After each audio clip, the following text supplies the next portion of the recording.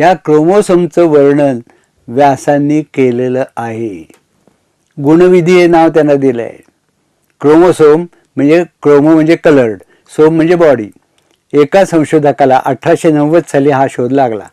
मायक्रोस्कोपमधून तो बघत होता. पेशीमध्ये रंगीत काही तंतू दिसले म्हणून त्यांनी नाव ठेवलं क्रोमोसोम. माणसामध्ये 23 जोड्या असतात असं नंतर सिद्ध झालंय. क्रोमोसोमच्या 23 जोड्या माणसाच्या प्रत्येक पेशीमध्ये असतात. याचं वर्णन व्यासांनी केलंय. व्यास झाले महाभारत काळी. महाभारत युद्धाचा निश्चित काळ 5561 वर्षे इसवी सन पूर्व. आजपासून 7.5 सहस्र वर्षे मागे. त्यावेळी गुणविधी नावाखाली व्यासांनी क्रोमोसोम वर्णन केलेले आहेत. गुणविधी नावही अचूक आहे, कारण गुण आणि विधी म्हणजे कॅरेक्टर आणि फंक्शन याच्यावर परिणाम घडवणारी